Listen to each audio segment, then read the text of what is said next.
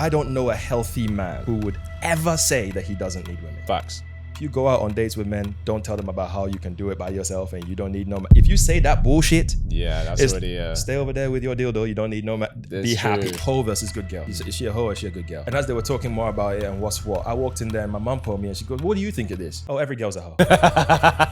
And she goes, you say what? And I said, every girl's a hoe. Even you, ma. Boy, goddamn. With all due respect, there is a wild sexual creature in every single one of y'all. Yo guys, welcome back to another episode on my channel. I'm sitting in this spot, which means I've got a great conversation lined up for you today. You know, on this channel, we love to talk about all things dating, relationships, and seeing what we can do to attract the kind of person and relationship we want. So without further ado, please welcome my brother King to the show, Mr. King. Mr. Kit. What are you saying, my guy? How are you? I'm all right, my bro. How you doing? He comes out looking fresh. You see, ladies, he's fresh in his videos. He's fresh in real life. Just got to watch out. Yeah, got to watch out for big man. Listen, pleasure to have you, of course. I always love to jump straight in. So first, tell us your age and one thing a woman should know about you if you're going to take her on a date. Jesus. Came out with a deep question straight away. Yep. Name's King. I'm 31. And what a woman should know if she's going to take me on a date, if I'm going to take her on a date. So you're going to take her? I think, you know what? My mum said something a good while ago. She said, and she said it in Chi, in Ghanaian language. She said, and what that means is you're the kind of guy who wants a woman. You need the kind of woman who's going to worship you. Interesting. Bro, over the course of my life, she's so right. So I kind of think if I was to extrapolate that to an entry level kind of requirement for first date, I would say super high interest. I need super high interest. I need respect. I need compliance. Okay. I'll take you on a date with that. What do you, in your experience, what do you think garners that super high interest? Is it depending on the girl? Is it depending on how you're showed up as a guy? Like what garners that?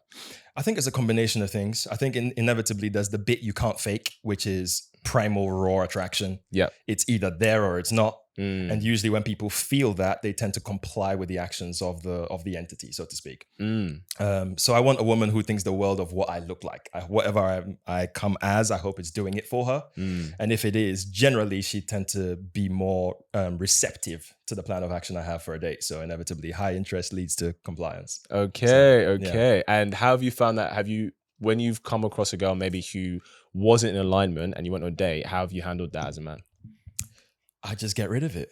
Oh, well, just like, that's Genuinely. it. Date's done. I've had no qualms generally wrapping up a date after a singular drink. Really? No word of a lie. How do you do that? Just tell them. And sometimes, you know what's interesting? It ends up leading to the ice being broken so good that the date actually gets amazing after that. Interesting. And sometimes it's just a wrap up. Yeah. It could be halfway through a first drink. And I would just tell them, listen, I don't mean to be odd, but I don't think this is it. The vibe isn't quite it. Is it just in my head? And usually they'd be like, yeah, I kind of feel like it too. I'd be like, listen, I don't think it's it. So I say we finish this drink. We can still enjoy each other. But then after that, let's just call it a day. And usually there's like an out breath. And then kind of like everybody's just being themselves even more. And then usually by halfway through that first drink, now I really like it. Now you like Do you know what I mean? It's funny how that works. And then things can actually progress. Funny how that works. Listen, you're in a dating content space, right? You know, you're building yourself a brand, a following and stuff. People starting to get to know you. How did you start into this? How did this happen? Mr. King's Takes. I came out of a relationship and at the time, a friend of mine told me of someone she knew who fancied me. But apparently this person was looking for me on Hinge.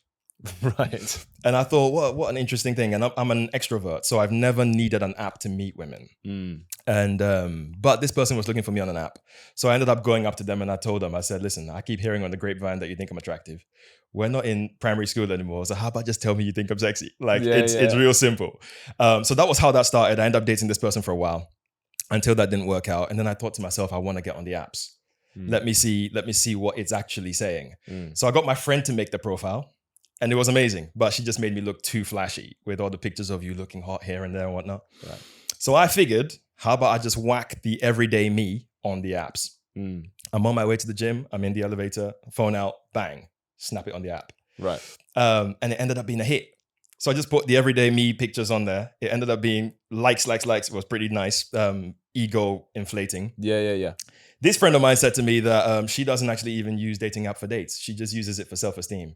She just says, at the end of the day, if I'm feeling down, I look at who fancies me. That's all I use it for. Yeah. So initially we were just laughing and just swiping left and swiping right on people and laughing at how some people looked to us, their presentation, just discussing it. Yeah. And then eventually I just said to her, you know what? I'm going to go do this dating thing. Let me go do it like a baptism of fire. Why not? Like that. Right? Throw yourself in. So, and I kid you not when I say this, I went on a date every day for a month and a half. Daily. It was lining them up. Was it a new day every? A brand new date. Was every it? day. Were some second dates the week 2 or week 3 or? Some of them was, yeah. So some of them I was into. So there were days when there were like 2 show days. Okay. So yeah, Man, like doing theater. Genuinely. So I went out and dated a lot. And by the end of it, it was it ended up tallying to about 45 people. Wow. So I sat with a few people, and then my friend, this particular friend of mine, was saying to me, she said, so we would name each woman by what she does for a profession. Right. So she'd be like, are you going out with lawyer girl today? So what's happening to the dance teacher? It was that kind of conversation. Okay. And I sat with a friend and I said, bro, how does any man pick a partner or possible partner when it's this easy? Wow. That's wild. It's easy for a selective few men. Oh, we're going to dig into that even more. Yeah, 100%. But I just remember thinking, I don't see any man stopping this. Because I was like, it's only been a month and a half. And bro, I want to see all of them again. Yeah. Some of them dispose of, but I want to see some more newbies. I'm enjoying this. Yeah. Part of that was I'm brand new to dating apps. And it also made me start to really pay attention to whether or not this stuff was having an adverse effect on our mental health. Because when I would go out with my friends, not in a dating context, we would see people who looked like they were on dates and we would talk to them. And as we were talking to them, they kept sharing their dating struggles. And you would ask a man and a woman on a date, and he would say, yeah, I don't get dates, man. She was the only one who replied. People just end up ghosting, or you chat, it doesn't go anywhere. And obviously I wasn't going to tell them I'm going on dates every day, because that just makes you look like an asshole. But it made me think whether or not you're getting abundance or getting not so much, either way, the effect on your mental health isn't necessarily positive. Not necessarily. It can be, but not always. Yeah. And it made me start to dig into the possibility of making content around it and really highlighting whether or not it's doing us damage or doing us good. Yes. And there's something in the works which I can't talk about right now. Okay. So, and then I started to share advice about that to my female friends, mainly about dating, about their struggles. So that's kind of how Mr. King's Take started. Yeah. The more I advised, the more they said, put it online, please. We think there's some women that would benefit from this. That's how Mr. King's Takes kind of began. I love it. I love it. And, like I said, like I've, seen some of the growth that you've had in some of your content, and yeah, I mean, I vouch for it. It's very, very good, very on point a lot of the time. I definitely want to delve into, like you said, about the mental health in terms of getting constantly rejected or having abundance, right? Yes. And while I would say this is a generalization, I would say majority of men have the rejection side of the extreme. Yeah. And majority of women have the abundance side of the extreme, right? Yeah. So what impact do you think the rejection side has that you think could be negative? And on the abundance side, what do you think is negative about that?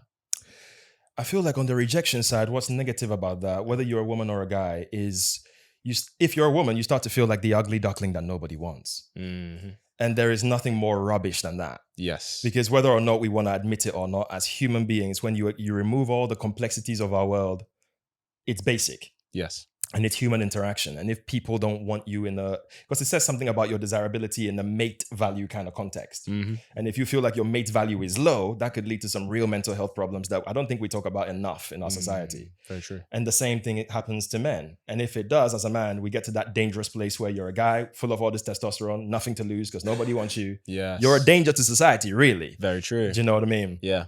So that's the negative mental health effects of having no abundance. On the flip side, extra abundance, the negative mental health effect of that is you can become an asshole.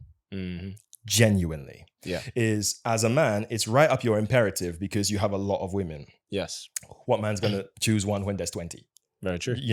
So that's on one hand, for the imperative, it's positive. But for your mental health, you start to think your shit doesn't stink. And then human beings lose the human quality of them. They become numbers and swipes. Yeah. They become so much more disposable. Yes. And that thing we're already seeing in our society today, where people don't want to fix anything anymore. If me and you having issues, fuck you, next person. Yeah, next person. It's dangerous for our society. And when you're flooded with that many people, women become disposable. And your conflict resolution starts to suffer because now you're not actually working on anything. Is that I don't like the way you're behaving. Next, new girl in the rotation. It's very true. And it's wild. So that's a negative mental health effect too, Yeah. Just on that, before you continue that, do Do you think let's say, because I know we're talking about guys here, do you think they take that approach because they're not looking for anything serious? So if they were actually looking for a serious relationship, they would actually commit to potentially working it out because they want to be in a relationship with this woman? Or do you think they're just as disposable? I think it's both. Because on one hand, if they're not looking for a relationship, then people are even more disposable if there is abundance. If they are looking for a relationship, having people who are disposable just means your vetting process becomes uber sharp. Yes. In a way where it's like you tolerate a lot less, which isn't necessarily positive, like I say, right? Because there are things you can work through. But because you have so much more abundance, what you tolerate drops. Because you're just like, next person's around, so you just kind of do it. Yeah. And I kind of think the other thing that's really crazy about it is that you start to build your perfect woman, but through multiple women. You like things about different people, and it's like you keep you might have a rotation of 8, but together they form the ultimate girl. The ultimate girl. Do you know what I mean? Yo, that's actual fact. That's true. And that's wild, man. Do you know what I mean? It's interesting because I've heard that more from women though, in a sense of they're like, okay, this guy was great because he had a great job. So I want to find a guy who has a great job. Cool. This guy was great because he had a long Johnson. Great. This guy was great because he was emotionally stimulating. So it's not, now they're picking, kind of like you said, except for maybe they have less of a rotation, but maybe it's more of, okay, I like what this guy had, so I'm going to look for that plus this, plus this, plus this. What do you think, how do you think the abundance affects women as well in that sense? I think with the women one, I made a video, and I don't know if you've seen it, about whether or not you really have options or what you have is attention. Very true. I think women mistake short-term options and long-term options because of that very thing. I have all these guys. This guy's got a good job. This guy pipes me out really well. You got all this stuff over here, but maybe none of them is actually vetting you as a candidate for be my girlfriend, possibly be my wife. That's right. So you're getting all this attention, but none of them is really an option at the bottom of the day, right? Or they're a short-term option. Yeah. So I kind of think that's the effect it has on women. And inevitably it deludes them into thinking they're highly desirable because you've got 10 men that want to fuck you, but you think they all want you. You know, and I kind of think that's a delusional quality that happens to them. They think they have options, but really they're getting all this attention that isn't actually real. Very true. You know what I mean? Very true. So yeah, you were saying about how for women that can feel, they can give the perception that they may be more desirable because, and this is what I say, it's about recognizing the difference between sexual intention and romantic intention. For sure. Ultimately, like short-term versus long-term. Yes, sir. Yeah. I'm going to give the floor to you because you have a few things that you want to talk about or ask. So, you know, what's something you want to bring to the conversation?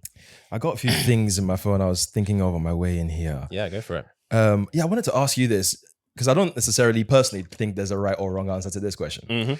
But I'm curious, in dating today, in the current dating market, who do you think is the prize, men or women? You know what's so funny? I actually made a video about this literally last week. Okay. It came out.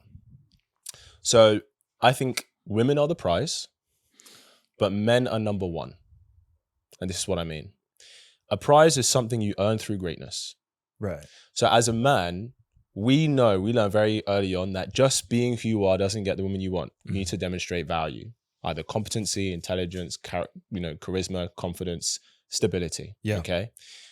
So when a man works in himself and he becomes an amazing man, a great man, a byproduct of that is he can now get the woman he wants. Right. So she's the prize in that sense. Yeah. Because as a prize, you don't have to really earn the winners, so to speak. You just have to kind of exist, right? We know women are born with value, men have to create that value. For sure. But because of that, that's why the man is number one in the relationship. Right. That's why typically the man is the leader. The man is the one that you look to for guidance, for strength, to provide, to protect in terms of direction, right? Because, and this is how we know, whenever we see, for example, whenever we see like a gorgeous woman with like a guy who maybe looks average to us initially, what do we say? Oh, he must be rich. Yeah. Oh, he must be super confident. He must be packing some heat. Yeah. Right? He must be someone influential. There must be something about him that makes him number one. Otherwise, she wouldn't be there. For sure.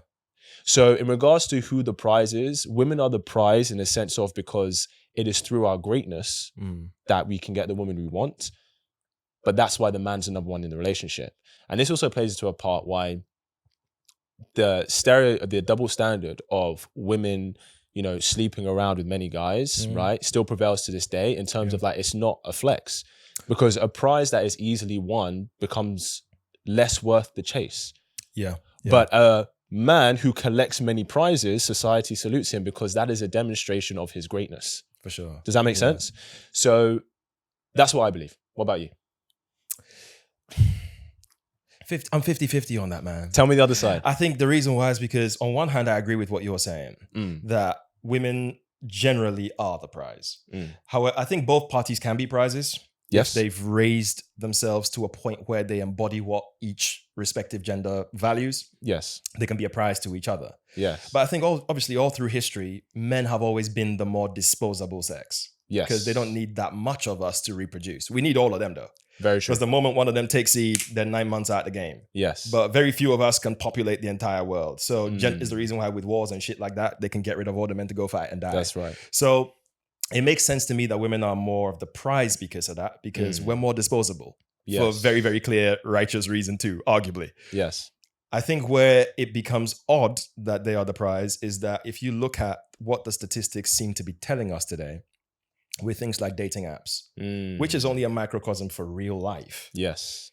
That suggests that I saw the statistic, it said on Tinder, women swipe right on 1 in 20 profiles. Yeah, 5%. On Hinge, 1 in 10. Yeah. So that means there's this small collection of guys who get everybody. Very true. And men swipe right 1 in 2, 50%. Yes. So most men like most women. Yes. Most women like just a small group of men. Very true. So if most women like a small group of men, that would mean the prize is the small group. I hear you. You know what I mean? And that logic makes sense for sure. I would still say that as a demonstration of his greatness, who can collect many prizes. For sure. Right. Now, right. one thing I say to women is like, if you're with a man, obviously because you see him as number one, otherwise you wouldn't be with him. Right. Then you need to be the best prize he's ever won. You need to remind him and show up in a way, show him that you are the best prize he's ever earned. Right. And I think because of, you're right, in terms of a small percentage of men getting the majority of the access, right, it means that if we're saying, for example, that, how can I put this? If we're saying that, for example, that a man pursuing a woman is like him competing to become number one so he gets her, they have to make that invitation to compete a lot more enticing. Yes. Right? And it might be that, okay, look, if you compete for me, these are the privileges you're going to get that this other woman won't give you. Okay. They do have to compete because just because you're the prize, that doesn't mean you don't compete for people to try and earn you. Right. Right? So we have different competitions for sports and stuff, but they're all trying to get as many competitors to their competition, to their tournament. Yeah. Yeah. So that's kind of how I see it in that sense. But I think sometimes when we talk about who's the prize, it makes us think that, okay, whoever is the prize doesn't have to work or earn. I see. The other person. I see. And I think that's a misconception. For sure. Because just because you can be a prize, but that doesn't mean you don't still have to earn the other person's commitment, loyalty for them to show up in a way for you. For sure. Does that make sense? That does. Yeah. Yeah. I agree with that. Yeah, for sure. Let me ask you something. Something that some of you guys, I chimed in. I want you guys to give us some topics to us to talk about. Okay. Many women want a relationship. What do you think women are struggling to understand about men that they can't wrap their head around? Many women who want the relationship. Who want a relationship, yeah. What do they not understand about men that they're struggling to wrap their brains around? Yes. Oh, sweet Jesus. I think there's a lot going on. There's a lot happening. Yes. Similar to what that question implies, I know lots of women who are killing it in many ways, but struggling to get the title from men. And I kind of think one of the big contributors to that is the understanding of respective leverage. I think that's a big thing that many women refuse, seemingly, or are resistant to internalizing. Sure. The simple idea that they hold the keys to sex and men hold the keys to the titles. Yes. Which means, technically speaking, and not to make it a transaction, but dating is a negotiation. Yes. Really. Yes. I bring this, you bring that. We kind of find a way to trade it and hopefully build something. Yeah. But women seem to think that it's all them. And this is the prize thing. The reason why I think it can be unhealthy. Yes. Is that a lot of them have seen themselves as a prize, partly because society has reinforced the idea. Yep. And because of that, a lot of them show up to the dating marketplace without any desire to earn the guy. Yes. And especially where we're talking about, because men already know we have to go earn them. Whether it's sexual access or the relationship, we have to put some form of work in. Yes. We don't cry about it. We just get on with it. That's right. I don't think a lot of women show up with the mindset of how do I make myself indispensable to him? And I think when you come across the kind of guy that you really want, that is the mindset you need to come at it with. Yeah. Because that kind of man, 9 times out of 10, already has the access, all the surface level things he wants and the things that most women need to get their way through the door, he already has a lot of that around him. Yeah. With women arguably of a similar market value to you or better. Yes. So what's going to make you stand out? You have to come in here and make a case for why it should be you. Very true. That needs some amount of effort. And I think women don't wrap their minds around the fact that, actually, darling, you need to put some work in. Yeah. Do you know what I mean? Do you think? Yeah. Do you think they used to? Do you think this is something that has changed in recent times? Like, do you think there's been a shift? Do you think it's always been this way? I don't think it's always been this way. And because if I look at our parents' generation, for example, our moms, and my mom tells me about this type of thing all the time. Yeah. Prepping for marriage was part of her growing up. Yes. So there was wifely duties that they were taught as part of their being raised. That's right. So they had, my granddad had 6 children, 5 women, 1 man. He's in the army. Each of them is married. Each of them is a career woman. Each of them is a mom. But part of their journey was wifely duties. So all your cooking, your cleaning, your conflict resolution, your soothing a man, all of that stuff, your sexual duties, all of these things was taught to them. Yes. And our parents' generation knew that they were showing up to the marketplace to be assets. Yes. Because also places like Ghana is heavily religious. So Christianity is big over there. So the idea of the woman is a man's helpmate. He is her leader. He's the head. She's the neck. It's a team. Yes. Is drummed into their heads. So they show up knowing that, okay, he's going to be the head. I'm going to be his neck. How do I go in here and support this? Yes. I need to bring A, B, C, D, E, F, G while he's bringing X, Y, Z or whatever. Yes. So they showed up with assets to contribute. I don't think this modern day crop of women are showing up thinking, how do I go in here and be a support teammate? They're thinking, how this dude going to chase me? What can I get from you? Right. Do you know what I mean? What is he going to do for me? Precisely. It's so true. It's so funny. So my heritage, my family Nigerian. My grandfather had 6 wives, 15 children. Damn. Okay. Yeah. Right. Very religious background, very similar setup, right? In that sense of them being a helpmate, he was a leader, etc. And it's really interesting because I think there can be a lot of resistance to it because of the revolution for feminism and stuff like that, and women making their own choice for their own lives independently. But the interesting thing is when it comes to relationship, those things still, of course, work in terms of getting the man that you want and how to be an asset to him, right? Yeah. But I guess what I'd love to know your take on is, why do you think a lot of women are so resistant to, or do you think they are resistant to this kind of learning or understanding, okay, well, as a woman, this is what I need to do in order to earn the man and his commitment that I want? Because getting sex from him is easy, right? You just have to make yourself available. Yeah. But getting his commitment, that's real girl game. Yeah. So do you think women are resistant to this messaging, to understanding that? And if so, why? I think they are resistant. A big part of it is because I don't believe in blaming things like feminism, but it has contributed in some way. I think part of what I'm observing, and this is probably anecdotal, is that they don't think they need us. And I think that's a problem. Do you know what I mean? I say this to whenever my female friends ask me about it, I always tell them, if you go out on dates with men, don't tell them about how you can do it by yourself and you don't need no man. If you say that bullshit, that's already stay over there with your dildo. You don't need no man. Be happy. Do It's you know what I mean? Yeah. But the reality is, I don't know a healthy man who would ever say that he doesn't need women. Facts. Bars. Healthy men who have had great women in their family, great female friends, great women in relationships that they've experienced, healthy dynamics, they know how much they need women. Not just for the sexual element too. They need women's contributions to their lives because they see how important they are as an entity. Similarly, when I've come across genuinely healthy women who have experienced good male figures in their life, family, friends, and relationships, none of them has ever said they don't need a man. So true. So the moment I hear a woman say that, I immediately know something's something's everything faulty. you need to want. Yeah, that's actually Something is faulty. That's actually bars. That's so true. And these are things that guys think about, but they'll never say. They'll just on that date, they'll be like, okay, cool. Either this isn't going anywhere or this is just casual. You know what? I'll tell you what's interesting. This is the stuff that you hear in the boys group chat that boys don't talk about, right? So true, yeah. You come across a girl, she says she don't need no man. She's already been put in the casual category. The boy's not telling her nothing. Yeah. He's still dealing with you. He's still taking you on dates. He's still clapping them cheeks to smithereens. Yeah. But there's nothing coming of this. You might think something's coming of it though. Yeah. But in the group chat, him and his boys are talking rubbish, right?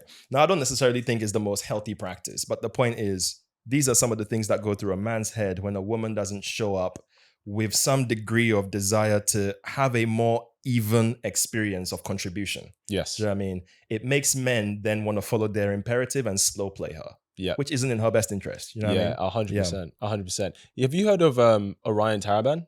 Dr. Orion Taraban? No, I don't. No, he's a psychologist on YouTube. I think you find him very interesting. Okay. I've read his book. I like a lot of what he says. A lot of it resonates. Some things I would take a different approach. One thing he says about how men should date, how women should date, is he says men should fish, but women should hunt. So men should cast a wide out, a net, catch a bunch of fish, see out to which of those fish he wants. But women should find the deer they want and hunt him. And I think the reason he says that, and I think that why that's actually really powerful, is because we know women are pickier than men. For sure. Right? Yeah. And it sounds bad, but because men are generally happier to, when I say settle, I don't mean in a negative way, but they did this study where they asked men, hey, if you could meet a woman who is 80% everything you look for, would you take that? Majority of them said, yeah, I would take that. Yeah. They asked modern women, would you take 80% of what you want in a man? They said, no, why would I settle? Right? Damn. Which is a reflection of today, right? So we know that generally women are pickier, which is why they should hunt for the man that they want. As in when they see him, like, okay, how can I become indispensable to him? How can I be an asset and value to his life? And then have a standard for that so it becomes a relationship. Whereas guys, it's more about fishing, being like, okay, I remember we've done it, right? Like when we started clubbing, you're just like, cool, I'm going to talk to this one. She shot me down. I'm going to talk to this. Cool, she shot me down. Oh, she's talking to me. Cool, we're going to carry on, right? It's a numbers game, right? Yeah. And I think especially as guys, it's like, and there's two ways I think men pursue women, either through the effort he does towards her or the effort he does to become the kind of man that she desires. For sure. Do you know what I mean? Yeah. Yeah. Have you found that in your experience? The effort yes.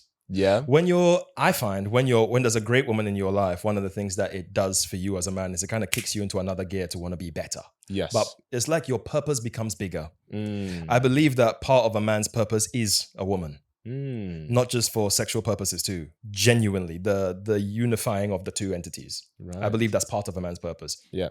Because every man I see who has got to the place in his life where he's wanted to do the family thing, wanted to do the marriage, wife, children. They've kicked into a whole new gear of ambition. Yeah. They've become almost a better version of the guy that was my friend. Yes. Do you know what I mean? Yeah. Part of that is this new woman in his life and the responsibilities that it requires, the child, the life they want to build, their goals unified and not just his. Yeah.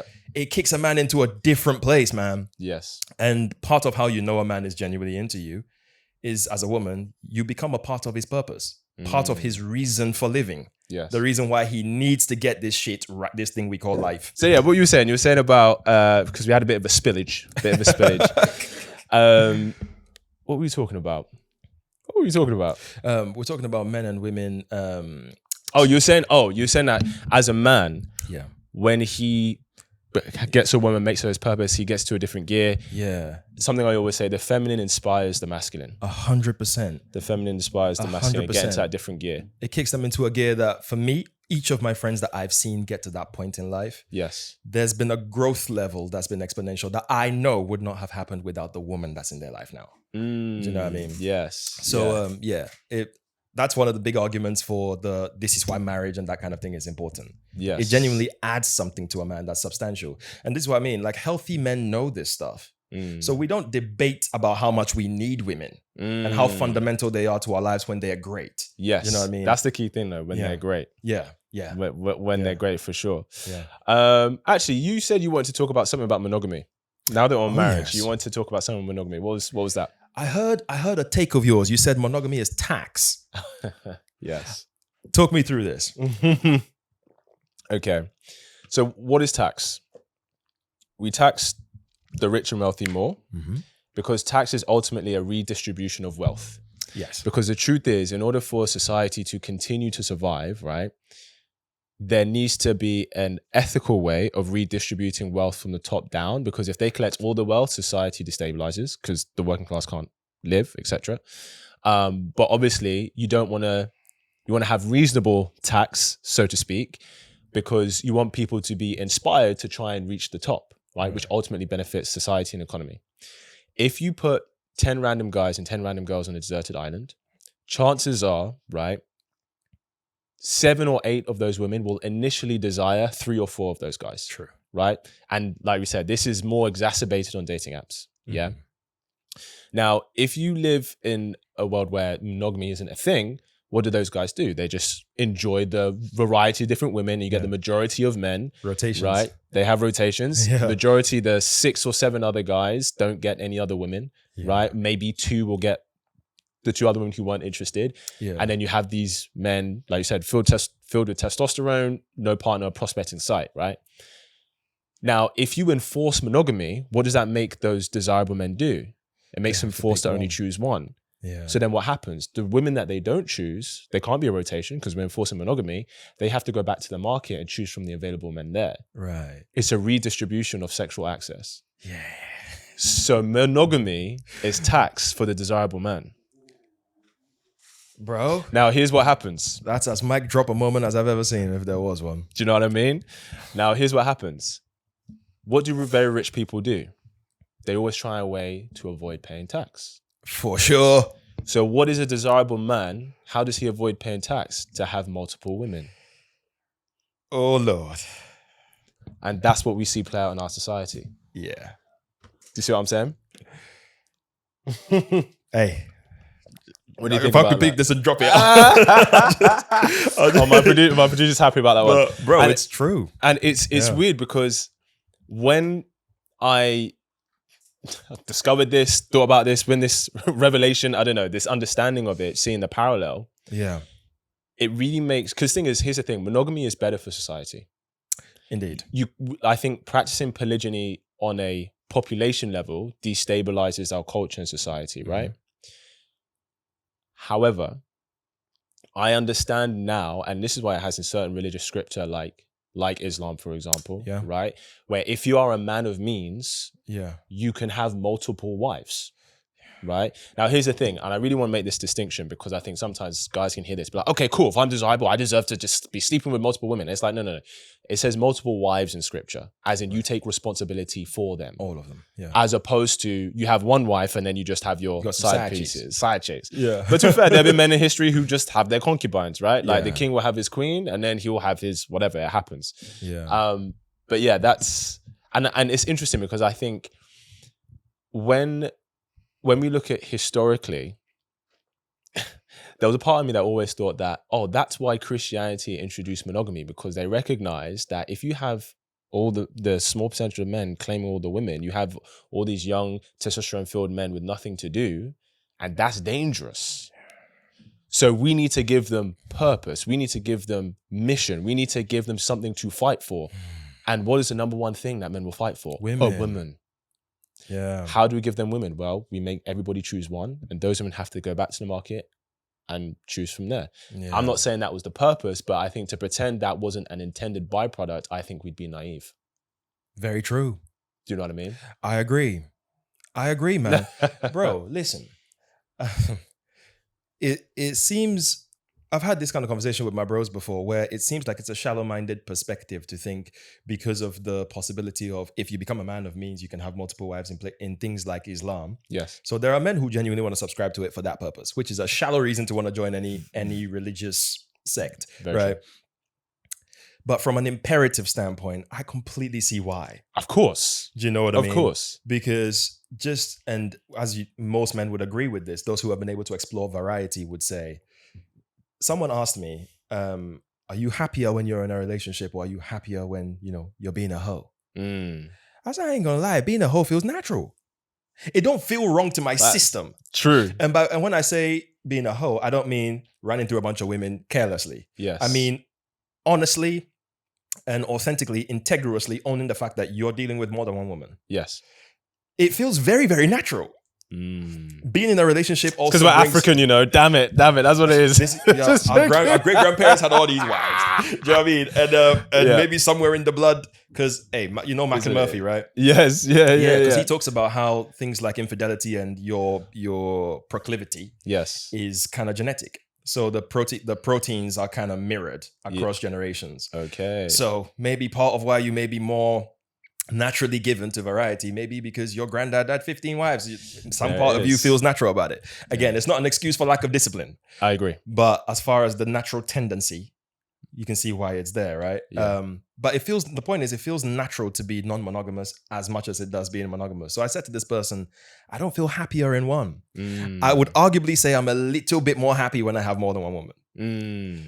What that makes me, I don't know. No, hey. I hear you. So for ladies who, because I think a lot of women really struggle to understand this. Yeah. Because I think a lot of women think, oh, well, when I have a guy I want, I don't want to be with anyone else. And they really struggle to understand, as a man, how can you as a man say that you want this one woman, but then you want others? Yeah. So what's the best way you try to describe to a woman to help her understand? And I think it's something they'll never really truly understand because they're not men. And like we say, it's not an excuse to have a lack of self-discipline. If you're a man to say, I am monogamous, you should, right? You should be a man of your word. But of course, if you're moving authentically, then, that's important. But how would you say, or what do you think we could say that would help a woman understand that part of the male psyche, the male experience? I think, a lot of women get tired of hearing the whole biology thing.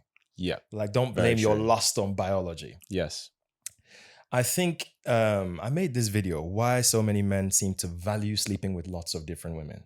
And I gave my take on the biological idea. And what I believe it is on one hand, we know that biologically men are naturally given towards spreading their seed for reasons of sperm competition. So men needed to put it as wide and far as possible to give them a chance of reproductive success. Yes. Because somebody else could sleep with the girl, and now there's sperm warfare happening in the vaginal tract towards the possibility of an egg. Yeah. So there are righteous that biology thing is real. It's true. Yeah. However, in addition to that, I kind of think deep down in each man is a desire to know his mating value. Validation. What is how royal is his DNA? Now, I think if obviously we already know scientifically, if we extrapolate all of it down to basics, sex is an opportunity for men to pass on their DNA. Yes. So every time you do it means you've successfully passed on your DNA, and the woman you did that with values your DNA enough to collect it. Yes. For the possibility of replication. Yes. Imagine 10 quality women want to collect your DNA.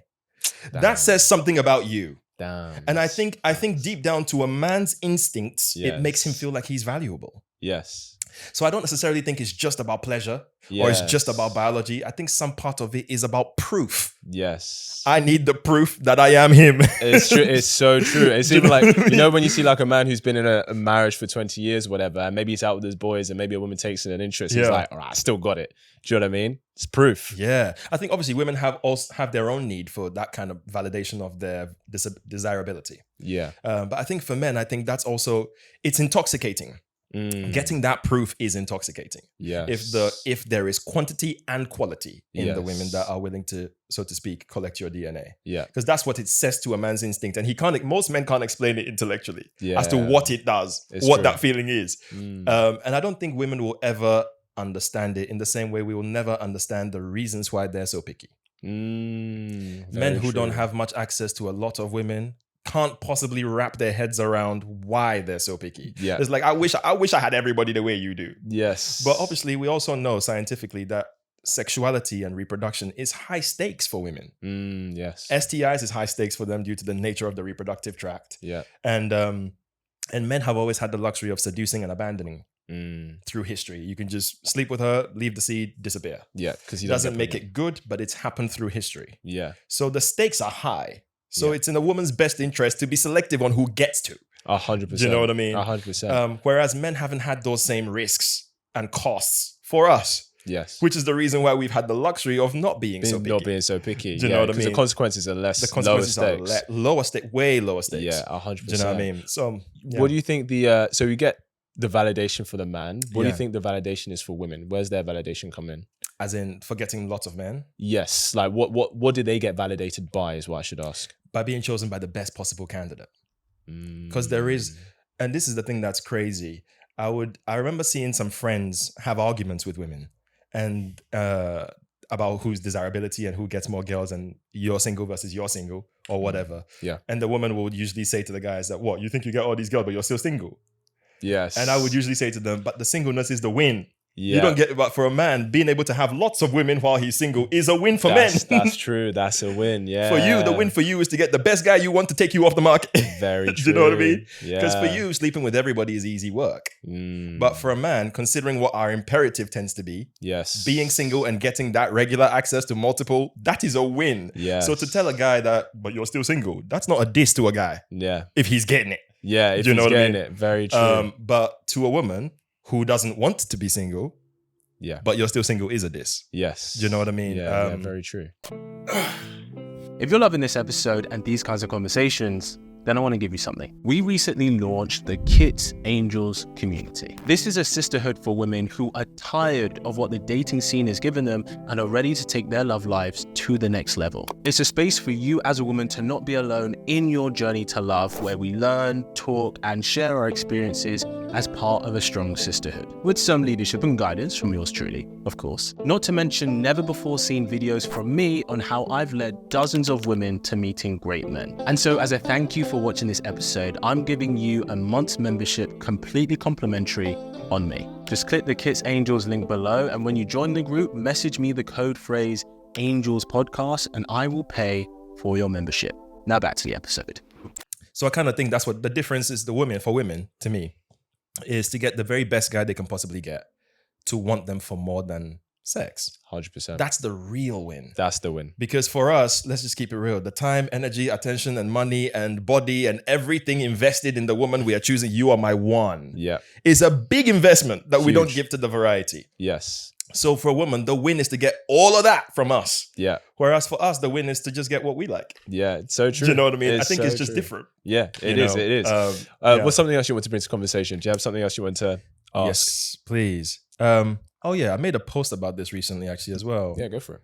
It was this idea of if you were to speak to a woman about what she looks for in a man, chances are she describes what is a nice guy on paper.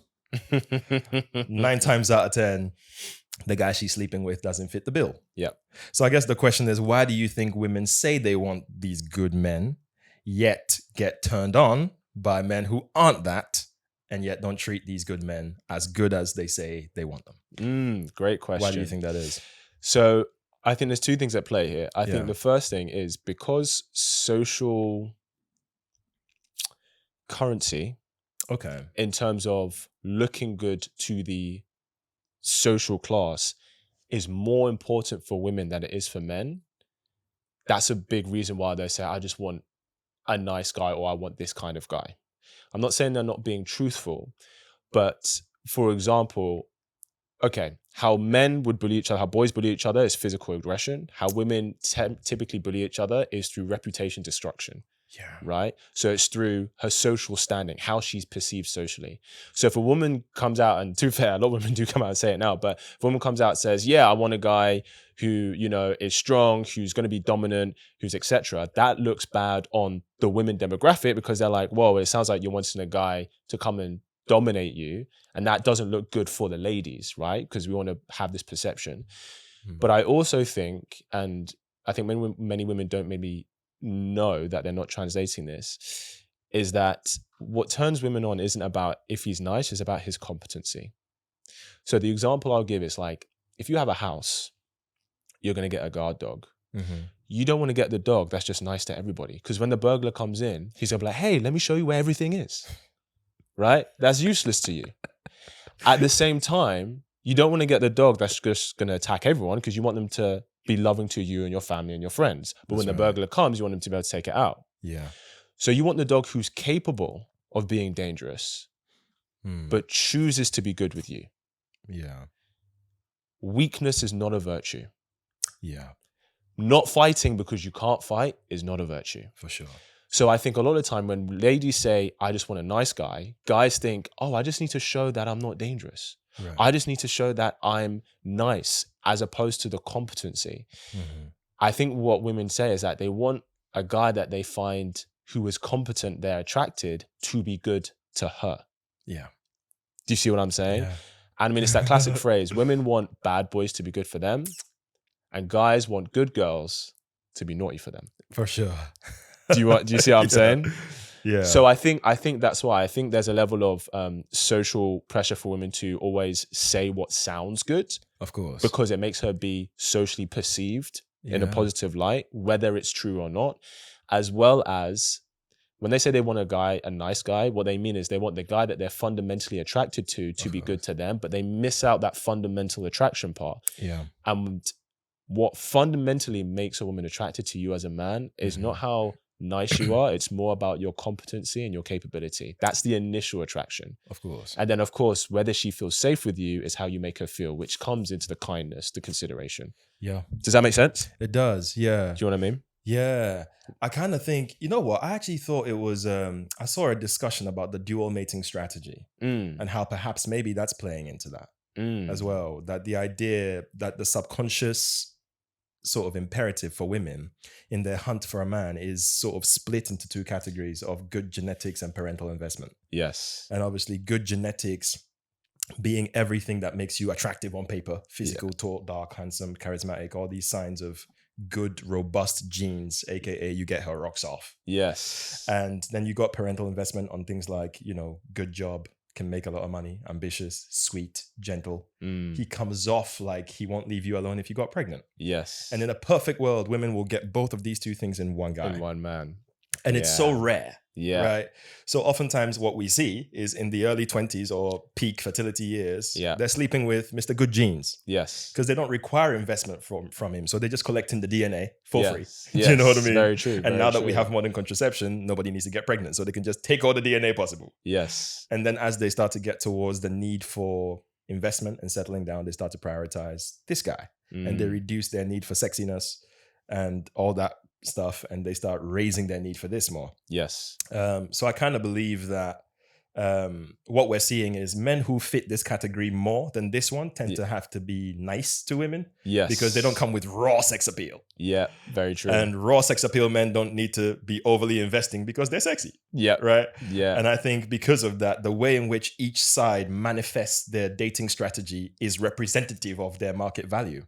And which side they stride more. Yeah. So I kind of think, in my opinion, the ideal place for a man is to be both. Yeah, yes, be the guy who she wants to rip your clothes off on a one night stand. Yeah. But at the same time, she wants to keep you. If you're that rare bird, then you're winning. Yes. But in my opinion, if you had to be one or the other, be this guy. I was literally about to ask you, if guys had to choose to be one or the other, which would you say? 100%. There's a phrase, and I'm reluctant to use this phrase because it comes from the quote red pill space, but I think it does very much epitomize everything we're saying. Yeah. They call it alpha fucks, beta bucks. For sure. The alpha fucks, the beta pays. Yeah. I.e. the bucks, he provides, stability in that sense. Yeah, yeah.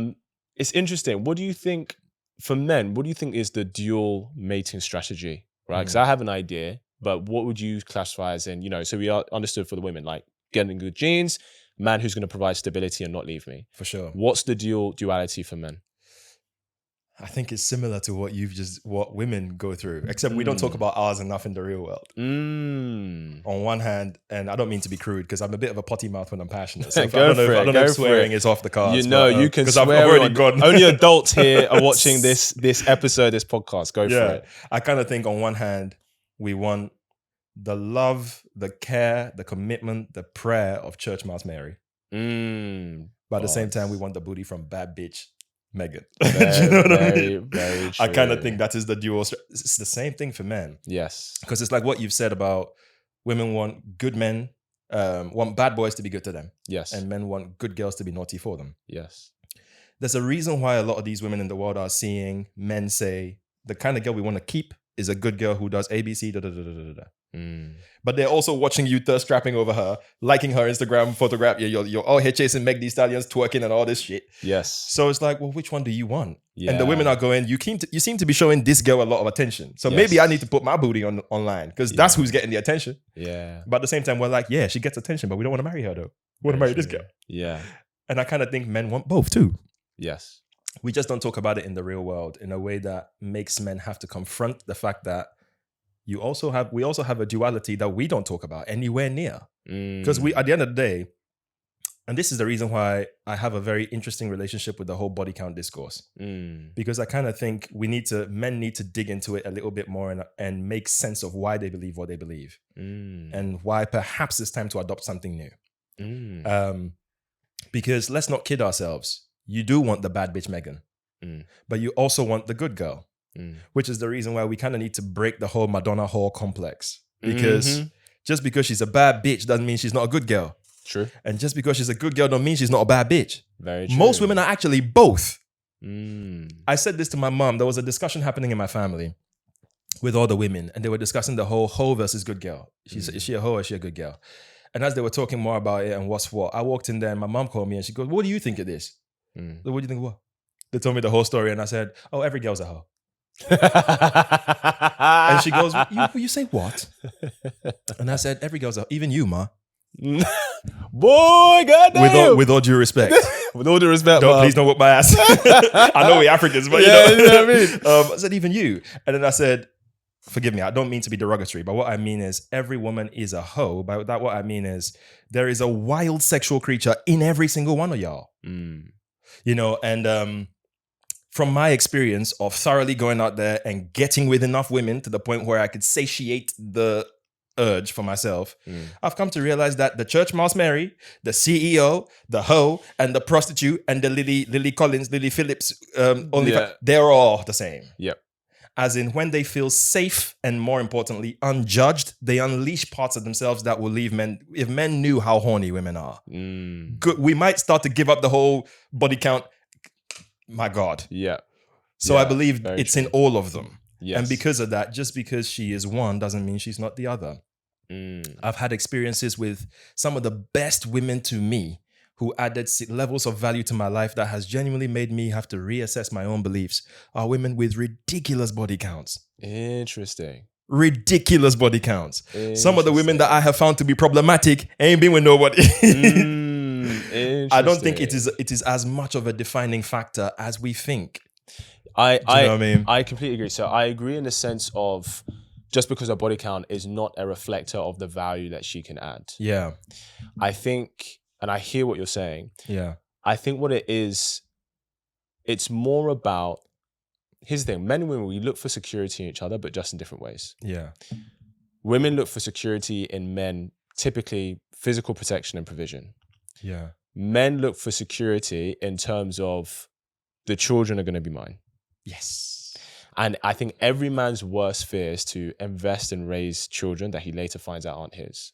Yeah. And I think one thing I say to guys as well, and I agree, it's like you can't say you want a girl who's going to be crazy, bad, be in the bedroom, but then she's hardly got any experience. Yeah. Like we can have anything we want, we can't have everything we want. We have to choose one. But I think it's not even necessarily about the number, it's what the number represents. Yes. And it's about her relationship to sex and her body. Okay. Because, for example, like, let me ask you, would you rather choose a woman who's maybe been with 9 different men, but they're all in significant relationships, or a woman who's been with 6 men, but 4 of them came from an orgy? 9. 100%. For sure. She has a higher body count. Yeah. But it's not the number. Yeah. It's her relationship to sex. Yeah. Her relationship to body. Yeah. That's what guys are looking for. It's like, for example, and I say this to guys, like when a woman cares about how much a guy makes, if you ask a woman, would you rather a man who won the lottery tomorrow or the man who's doesn't have much going, but he's ambitious? Right. If she's not a gold digger, she's going with the man who's ambitious, which is most women. Because it's not about the money, it's about what the money represents. For sure. Does that make sense? Yeah. So I think it is one of those things where I don't know how much I should disclose this. Maybe I should. Maybe I shouldn't. Let's go. Interesting enough, when I've, been, if I'm like just dating, different women, can have different connections, very honest, integral. Yeah. And the one who was like, the one that guys would consider like a side chick is the one that like provided the emotional vulnerability, provided the space for me to just be who I want to be, provided that space for me to share with her, no judgments. Bro. And it's actually crazy because it was like, wow, I wasn't even really in a place to be taking this person seriously.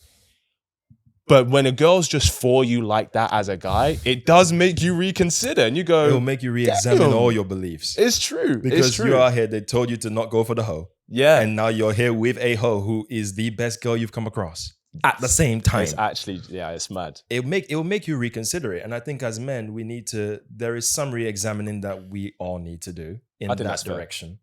I have an interesting story to tell. Yeah. A good friend of mine said to me, he said, I'll never take a girl serious if she fucked me on the first date. I said, excuse me. He said, I'd never take her serious if she fucked me straight away. I said, why is that? He said, because she's easy, innit? And I remember sitting there having a deep conversation with him while I was just thinking about it. And I asked him, I said, bro, would you say you're a decent human being? He goes, yeah. Would you say you're a catch? He goes, yeah. So if you take women on dates, do you treat them very well? Yeah. So if she fucks you on the first date, what's she done that's so wrong? Because technically all she's done is fuck a guy worth fucking, if we're being real. Yes. So if you're saying to me that because she slept with you on the first date, but she was a fantastic woman, and now she's a red flag because your dick went inside of her, that means your dick was the issue, my bro. Because let's just be real, because until the dick, she was kind, charming, all these great things that you loved. Then the moment you slept with her, you decided she's a red flag. So without the addition of you, she's fine. I hear what you're saying. It made no sense to me. And I said to him, I said, bro, I'm just going to keep it real with you. I believe I'm a great guy. It is in her best interest to fuck me right away. Straight up. Stop playing with me. You know what I'm saying? So like, I don't think it's a red flag. Here's the thing. I like your logic. I like your logic. And I hear you. So I come from a different perspective on this. I want to hear this. I don't think if she wants something long term, I don't think it serves her to fuck a guy on the first date. I don't think it does. Because, I said about a woman's relationship to sex. I think if a woman sleeps with a man that she just met, it gives the impression she has a casual relationship to sex and her body, even though he may be great. I think it's better that I don't think a woman should sleep with a man based on her desire in him. She should sleep with him based on his investment in her. And the reason I say that is because the truth is, if we're in a relationship, you can desire other people. Yeah. And one thing that guys need to understand, there is this thing of like, okay, if a woman loves you, she probably is she becomes more monogamous naturally.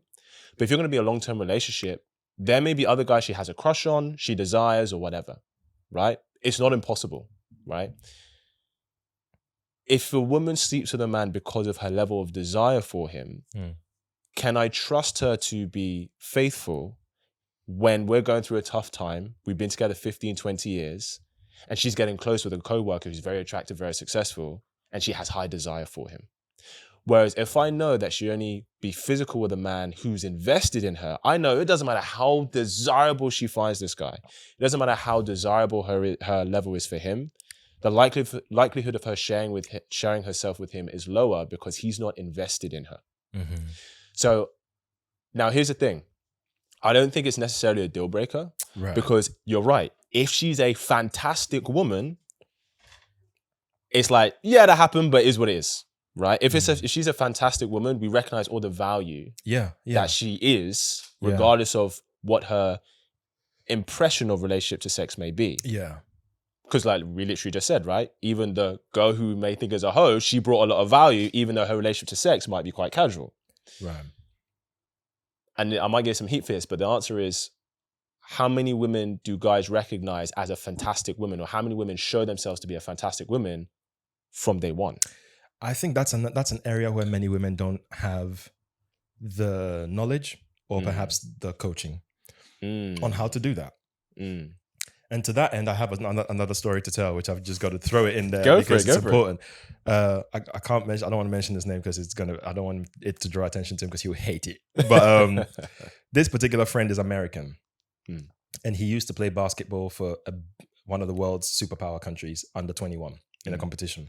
And he had a fancy apartment in Atlanta. They'd been on a competition. He told me this story, and he told me the story to the point where I titled it "The Basketball Player and the Hoe." Okay. Do you know what I mean? The story of the basketball player and the hoe. Yes. But him and his boys come to his apartment, he says, and they had a party after a competition, and they've trashed the space. And he says him and the boys decided they're going clubbing, right? His words to me was, "We're going to go get some easy pussy." Right. So they go out to a club, and he says he finds himself a big booty bitch. Okay. Decides that she's the one that's going home with him. Okay. Takes her home. He says, mind you, his house is fucked up. He says it happened. They slept together. It was great. Next morning, he can't find her. And so I asked him, what, she left your house? And he goes, I thought she left. So I was thinking to myself, this bitch came in here, fucked the shit out of me, and left dipped. the way I do it to women most days. Damn, That's yeah. wild. Yeah. And he says, but as I'm leaving my bedroom towards my living room, I start to smell something. It smelled like somebody's cooking I was something. going to say this, yeah. And he said, I walk in there and all the bullshit that me and the boys left in the flat is in the corner in the bag. And she's standing over my stove in the lingerie from the night before, cooking us breakfast. Mm-hmm. She'd found shit in my cupboard and my fridge and was putting a meal together for us. He said, bro, I looked at her and I thought to myself, I'm finna marry this hoe. And he said, now mind you, but I said, when he said this to me, outside of just laughing my head off, Yeah. I said, bro, your whole story is flawed though. You ain't married. So how's the story end? How's this happening? Do you know what I mean? And he said, you're missing the point though. The point is that girl was my girlfriend of nearly 4 years. It was the first time I thought to myself, I want to marry somebody. Sometimes things don't work out. But the point is I dated that girl. Yeah. Because she showed me that there was more to her than just the pussy I just had. Mm-hmm. And he said, the thing is, if you want to disqualify a woman, there's plenty things about a girl that would tell you she's not good for a relationship. The fact that she fuck you just means she liked you enough to do it on the first day. That's it. Desire was high. She fancied you. There was chemistry. That's it. Yeah. What else will make her amazing for a partnership or not is yet to be seen. That True. is not the disqualifier. I agree. That was actually the moment when my mind changed about it. I was a teenager, but that was the moment when my mind changed about it. Yeah. You know And what I I think it's interesting because, especially with the women that I work with, that I coach, Yeah. there's something that I coach them as well. I say the one benefit to sleeping with him on the first date Yeah. is that you now have opportunity to add value to his life. Yeah. You now have opportunity to show how much of an asset you are, which is exactly what she did. Yeah. So, and I think the reason I say for most women to err on the side of not doing it on the first date is because I think today most women either the ego or they don't feel comfortable in showing up in that way straight away. Right. Therefore, if they can't add value straight away, i.e. show that they're a fantastic woman straight away, they shouldn't be physical. But if she's going to be able to do that, then I think it can actually serve her, because especially if you have a guy, and I guess ironically, I'm almost about to contradict myself. If you have a guy and he's dating 3 or 4 different women, Right.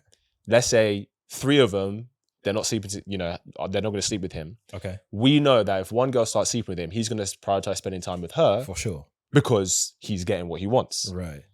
Now she has the opportunity and space to add value to his life that the other women don't yet have. Yeah. Right?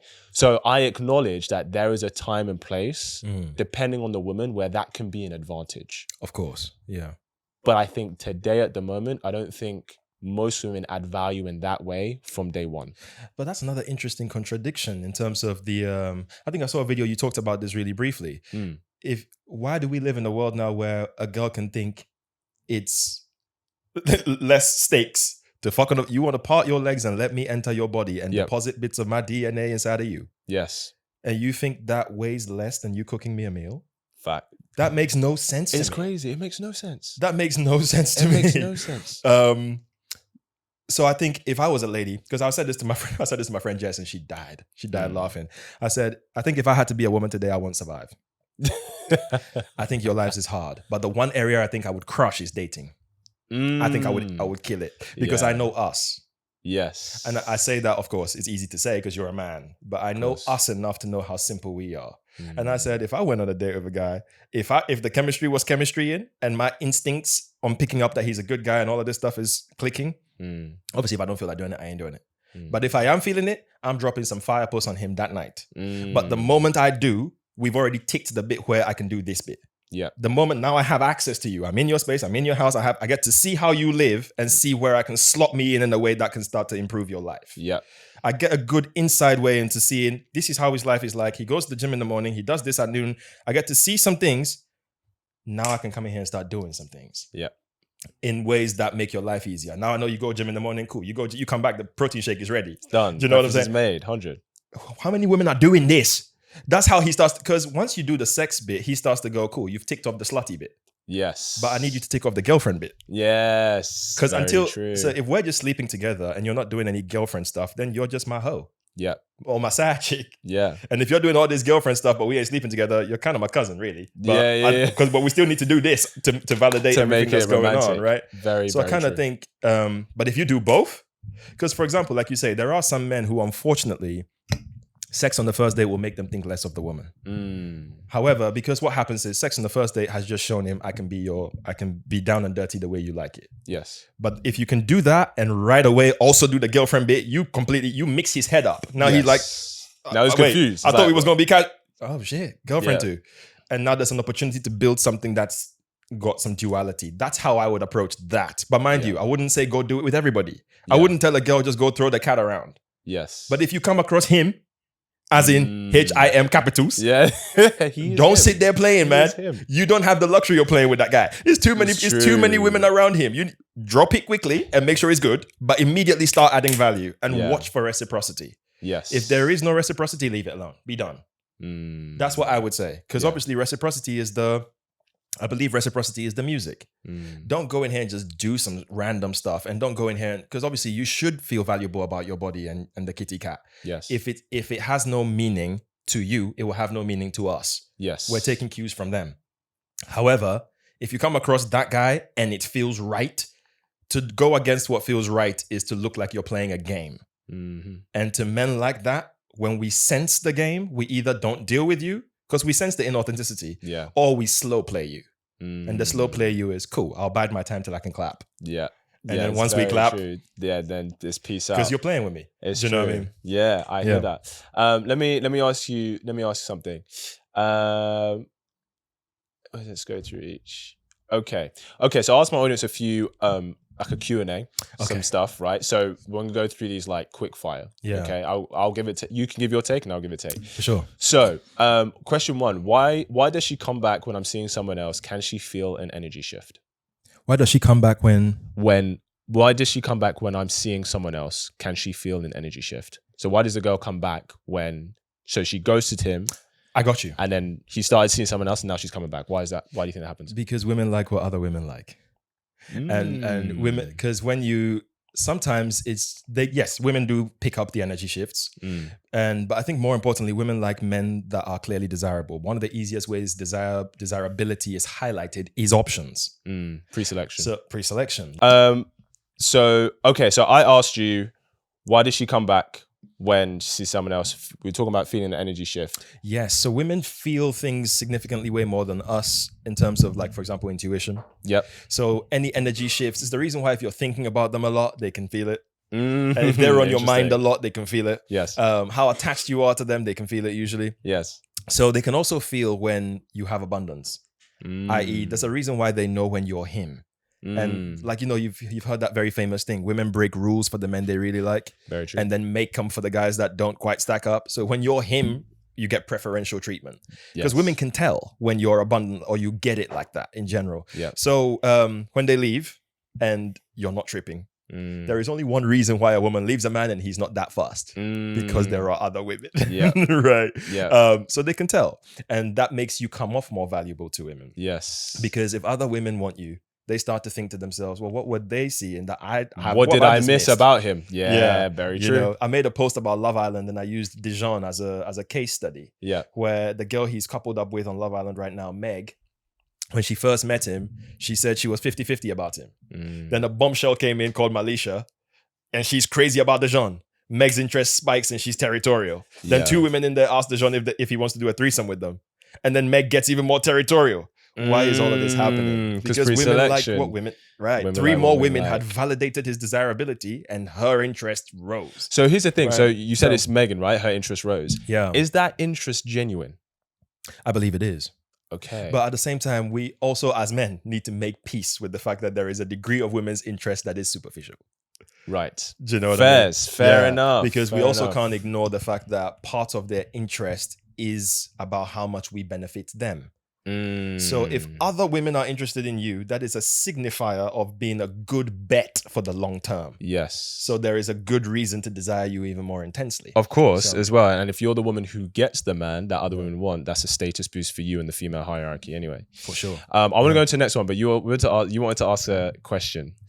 So in relation to sexuality, yes, I've been told my whole life when I was a kid, the sex is better when you love them. I don't think it's true. But what is your take? I think it's different. Okay. I think that I think for men, there's two types. There's the lustful sex, then there's the in love tender sex. I think the one that's about love, I think it's more meaningful. Right. But the one that is lust is more fun, I should say. So I think if you're at a point where you're looking for meaning in life, having meaningful sex with one woman that you care about is going to be a lot more fulfilling for you. If you're on a point where you're just looking to have fun, that's going to feel tame. I see. The explosive one is one that's going to be attractive to you. So I think they're different. And I think depending on what stage in life the man is in is which one he will find most appealing to him. What do you think? That is a very perfect answer. It was like you could write a book about it. Stop it. It's Chalmers, see? Go watch out. He knows what he's doing. He knows what he's doing. Well, I think that's very, very true. I kind of think, because when that whole thing was preached to me, as I was growing older and experiencing more women, I started to genuinely ask myself the question, why is it that they keep saying that the sex is better when you love the girl, whereas when I reflect on my top 10 best experiences, ain't none of them came from a woman I was in love with. Yeah. Some of the best of my life was women I'd known in half an hour. Do you know what I mean? Yeah. And I think what I'm realizing more and more of is, I guess I filled out a book with my therapist called Come As You Are by Emily Nagoski. And it's about female sexuality and learning about it. But I think every man should do it. So, to the audience, if men are watching this, do that book. Get that book.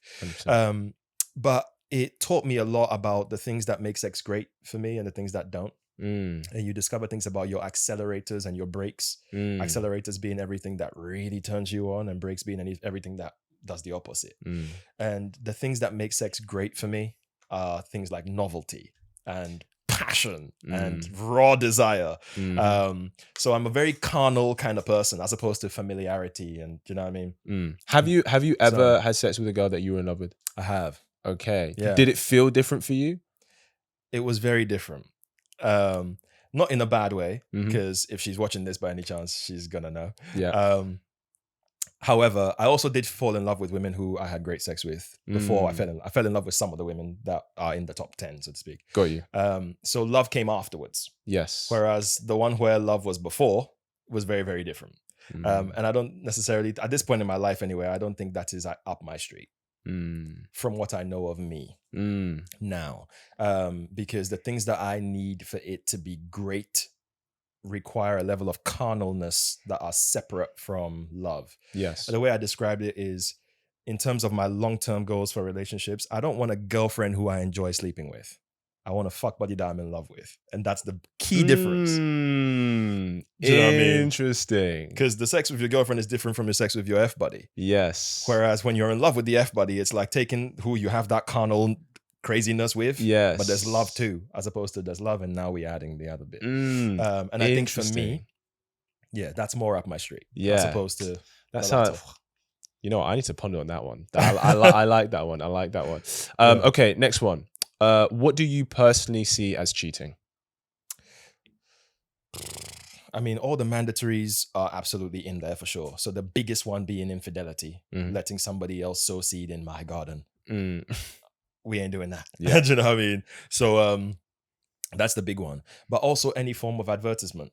If you're off the market, I don't need any signs of I'm on the market or potential advertisement out there. Yeah. I don't want... Listen, some people are going to get on my ass for this, but I'm being real with you about it. I don't want my woman's ass online. Facts. I do not want that. 100%. Do you know what I mean? And here's the thing. Some women are resistant to that idea, which is cool. You just won't become my girlfriend. That's it. That's it. Fine. No hate to you. Hey, we're just not a match. Post all the bikinis you want. It is what it is. And we will enjoy each other. Yeah. Ain't no titles coming out of this though. Yeah. Do you know what I mean? That's just my thing. No, so, I hear you. I think one thing as well that I try to help explain to her. Now, one thing I say to guys is that, look, if she was an OnlyFans model before, yeah, and you wanted to be your girlfriend, they don't want to do it, that's on you. You shouldn't have chosen her, right? Yes.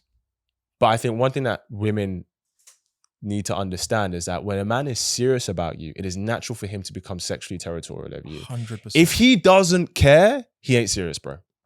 I'm sorry, girl. She's like, the likelihood that he's serious about you, and if this is a man on his purpose, he has an intention, has a mission, masculine. The reality is, because it's natural in the masculine to protect what is his. Yes. And if he sees you as his, that's something he wants to protect. If he doesn't see you as his, he will have fun with you, but he won't care outside of that. Yeah. Do you know what I mean? You know what's fascinating? One of my cousins was in a relationship with this guy, and he's a fantastic man. And she told me about a moment where she didn't like the fact that she felt like property to him. And I said, go into detail about what you mean by property. Because if what you mean is he's acting like you belong to him, that's your proof he's in love. Yeah. Do you know what I mean? Very true. Which was actually what she was saying. And I said, if he doesn't behave like you are some special Rolex or diamond, and not to make women into objects, that's not what this is. It's just an analogy to give you an idea of what it's like for men. Yes. We see it when we fall in love with you, we feel like you belong to us. There is a healthy jealousy and a healthy territorialness of she is mine. I am also hers. Yes. So it's not a double standard, but she's mine. Yes. And if she's mine, I protect what's mine. Yes. Right. And ain't nobody about to come close to touching this. Big facts. So inevitably, there is a certain protectiveness that comes with that we're going to have an opinion about what you want to wear when you're going out. Rightly so. Because if we don't care about you enough. Yes. Do you know what I mean? So if that kind of behavior is happening, it is your proof that he's falling in love. And of course, there is a difference between that and an unhealthy form of it in terms of control. 100%. Yes. But we're talking about the healthy sense of he sees you as his. And he sees you as special and you're prized to him. Yes. He's going to have opinions about how his prize moves in the world. Very true. That's just what that is. Big facts, big facts. Okay, next one. Why do guys go cold and ghost when things are going well, but then drip feed you to come back? Oh, wow, man. I think with that one, the interest just isn't high enough. That's it. That's all there is. Well, at least to me. Reflecting on personal experience, the only times I've done that, drip feed a woman when things were going good, is because I don't think she's her, but she's enough. Yes. You'll do for now, but you're not her. Yeah. So you give them just enough attention to keep them coming back. Yeah. And not enough to let it feel like I'm really invested here. Yeah. So the coldness is to cool you. If it looks like the temperature's rising, we pull back just to cool it off a bit. Yeah. That's exactly what I said. If he can feel that you're getting to a point where he thinks you're going to be asking for commitment, making this a relationship, he'll like, I need to ice this a bit, but he doesn't want to lose you as a sexual option. As a sexual option. That's the cold truth, but it's the truth. It's the cold truth. Next one. What is emotional cheating to you? For men or for women? Is it different? Both. Yeah. So, for example, I have a friend who cheated a good time ago. A friend who cheated on his woman, and it turned out his woman was cheating on him too. God damn. The difference here is the woman cheated with one guy. He cheated with 10 women. Damn. Oh, damn. The difference here is they cheated in the way the genders will cheat. He went for quantity. She went for a guy she likes. Yes. So she went for a guy she cares about, because women, it's the emotional and that stuff is deeper. And for men, it's just the numbers, right? I think for men, the emotional cheating is when you love somebody and you're giving what the girlfriend gets to the side chick. That is emotional cheating. Yeah. Because when you care about somebody's well-being and the investments of like all the things we talk about, your time, your energy, your attention, your money, all the things that go towards building this with somebody. If anybody else is getting a sniff of that outside of your body, that is emotional cheating, in my opinion. So is there more time invested? Yeah. Is there more money invested? Do you know what I mean? Because, so to speak, part of why they say that very common thing, when a man cheats on a woman, the woman usually asks, did you love her? Yeah. Because for her, the love is the proof that you're going to invest in this girl. Now, if it was just a drop off, you just want to drop off the D, I don't like it, but I can cope with that. Yes. If you love her though, I'm losing you. Yes. Whereas for men, it's like, did you fuck him? Did you fuck him? Yeah. Because if he sowed seed in my garden, I'm about to harvest food that I ain't plant this. It's true. Do you know what I mean? It's so true. for us, it's not, you gave him your heart. Oh, so you're not mine no more? Cool. I'm cool with that. Yeah. But he sowed seed in my garden. Yeah. We ain't doing that. It's so true. So I kind of think it's different for us. But for men, once you are emotionally attached to a woman, if the side piece gets any bit of what your real woman gets outside of your body, then that is emotional cheating. Yeah. No, I hear you. I hear that for sure. Yeah. if a guy travels to a different country to date a woman, does she need to do more to justify his investment in terms of sex, bringing value? Because he's, let's say you have man and women in different countries, but he's traveling to like see her, date her. Does she need to do more than she would if they were local? Like, what do you think? No. Or better yet, it depends. Mm-hmm. Because we hear about the passport bro phenomenon, yes, right? Of men going out. Some of that is justified. Some of that really isn't. So if it's a man who has options, or he's quote unquote what people define as desirable or high value, and he already has options wherever he's at anyway, but he's coming all the way to international place to you. Oh yeah, there's a reason why he sees something particularly special here. And as a result of that, it's important that you don't make him look like a fool by doing more to justify that big an investment towards where you're at. Now, if it's a guy who doesn't get any play or get any real options here of women who care and want to build something with him here, and he thinks it's going to be easier where you're at, that's a very, very different reason to move. Very true. Do you know what I mean? So I kind of think it depends on which one it is. Yeah. Do you know what I mean? Yeah, 100%. 100%. Yeah. Let's see. I'll do one last one. Why does it seem that guys in their 30s aren't mature enough to settle down? Because men and women peak at different times. We were just talking about this actually when the cameras are running. Go on, what do you mean? Because the things that make women hit their peak dating market value, usually they get it up front. It's like Mother Nature gave it to them for free. Now, there are things they can do to improve it if they focus on those metrics. I'm about to make a video and y'all can get, if this comes out before it, you got it here first. But the video I'm trying to talk about is about the reasons why your promotions don't equal your proposals. For men, our overall value corresponds with a rise in our dating market value. Yeah. So if a man is making 100K a year, if he then starts to make £1 million a year, that man is a better dating prospect because he's wealthier. Yes. If a woman already makes 100K, she starts making $1 million, she's not sexier to men. Yes. It's cool. Yeah. But she's not sexier because your overall value doesn't correspond with a sexual market value increase for women. Yeah. And I think when women start to prioritize in themselves the things they want in men, and they think that makes them a better dating candidate, it's wrong. Yeah, your promotions and your backwards. proposals is two different things. Yes. Whereas for men, his promotions will improve his chances of proposals. Yes. Do you know what I very mean? true. And I think that's the difference. So a man in his 30s, some men will have options through their teens and 20s. However, the things that make men particularly attractive in their dating market value takes time to build that level of confidence, that level of competence, that financial position. They say men hit their peak financial stride at 45, bro. That's wild. Yeah. And generally, mid-30s, there is a confluence of the time invested in your career, your game, your experience. All of those things kind of mix into this healthy space where you're at your best. Yeah. Whereas we know that for women, that starts to tip in towards the lower end later on. So when it looks like the man is immature, it's not so much that he's immature. Sometimes he just didn't have the level of options that he would have really desired very early. Yeah. And then as everything started to get better for him with time, Yes. then the options started to happen. And now he wants to enjoy himself. It's like the candy store analogy I've heard you use before. Yeah. I mean, tell it just so it has well, context. to be fair, it's not mine. I stole it from a podcast, classic. It was F&F, everyone knows. Yeah. But it's an analogy that really depicts what this is. You know, as a woman, there's a candy store. As a woman, you get let into that candy store when you're 18 years old. Okay. Right. The men don't get let in until they're 35 years of age. They've been training in the gym for 3+ years and they've saved up to 100,000 in their bank account, which already says about where he is as a man positioned in life.